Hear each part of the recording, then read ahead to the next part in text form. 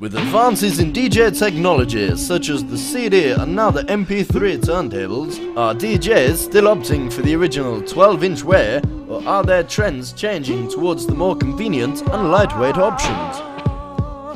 We're here from Nottingham's premier DJ and owner of Oh My Gosh Records. Basically, I just like the feel of them, the sound quality, collectability, the artwork on the cover. The wanting to get it before it's out, you know, getting the promo and yeah, the whole deal with it, everything about it, yeah. It's like I've got no respect for CDs at all. They just get dashed on my floor, you know, no cases. I'm not exactly careful with my vinyl either, but you know, I've got a lot more respect for it than I have CDs. The sound quality is just a lot better. It's a lot warmer. You get a lot deeper bass. Most of the good tracks are on vinyl as well, you know. It's like the CDs, it's a cheaper way out these days and it's a quicker return on your money. At the end of the day, vinyl sales, they're still there, do you know what I mean? But it's going to take a longer period of time to sell, especially in certain genres, you know. You're looking at like 2 years for comeback on money, whereas like half that or even less for CDs, so yeah. Tunes sometimes, if it's that good and it's that rare, you know, sometimes it can fly out in literally seconds. It's just a phone call, that's it, gone. I'll have 500 please, you know, and there was only 500 made, that's it, done.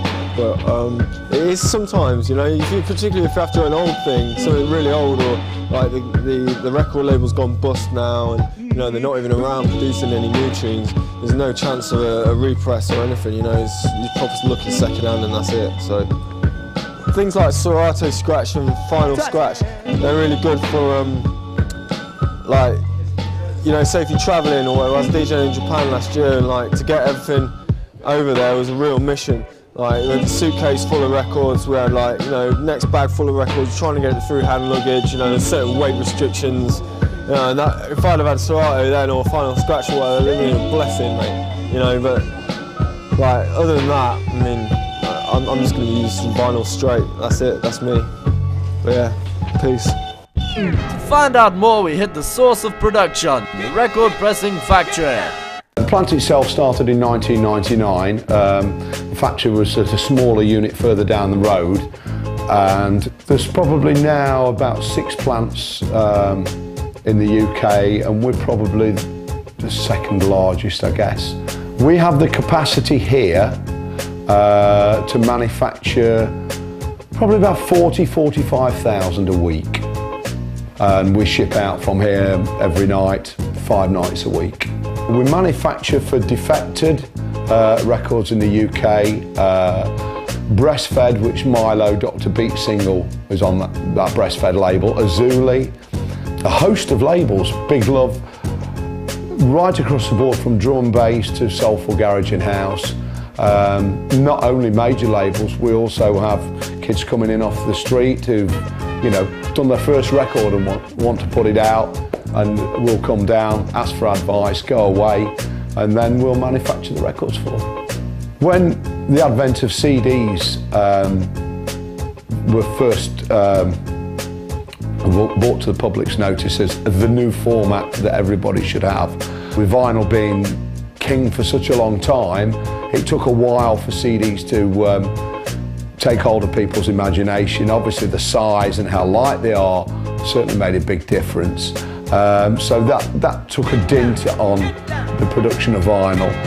And then over the last 5-7 years, with the advent of iPods and people downloading music, yes, it has affected not only the sales of vinyl, but also the manufacturing side. There is still a lot of vinyl that is made, not anywhere near as much as there used to be. So yeah, it has affected us, but there's still a lot of people out there that prefer to collect vinyl, that like the sound. I think the sound is a lot warmer, so the interest is still there. There's still a lot of people, you know, want to have vinyl.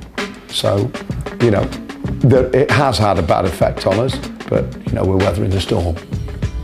Around town there were always the big high street shops, which were responsible for the large majority of music sales. However, over recent years, one of the largest retailers have been reducing its vinyl section in favour for more CDs and DVDs. Well, recently, over the past 5 to 6 years, vinyls haven't been particularly been bought in our shops. It's been more CDs, DVDs and such like. That's where our main market is, and we try not to overemphasize our vinyl section. Obviously, most of our money is made in CDs and DVDs. So that's what HMV Digital is all about, downloading DVDs, downloading CDs. So we're not trying to look for vinyls. Vinyls tend to be bought by people who are DJs, and we're not here as a DJing company. We're here to sell material to the general public and to make money as a profit organisation. The reason why there isn't that many vinyls within our shops is because there isn't a great demand for them. So we're trying to cut down our vinyl selection. And we see in the near future that there's going to be new ways for music to be used for DJs and other people who are into vinyl such like, and can still use scratching and other things which are unique to vinyl. So we're interested in what the customer wants, and as long as there's a demand, whether it be a small demand or a large demand, we will sell that product. But with vinyl, we don't intend to stop selling vinyl at the meantime. Although in the future we could stop. What we try and do is we try and look at the market as a whole, and although we recognise that DVDs, CDs, downloads are the most popular, we also understand that vinyl is also popular in certain areas, certain communities and certain styles of listening to music. So as long as there's a market there, we will be selling them.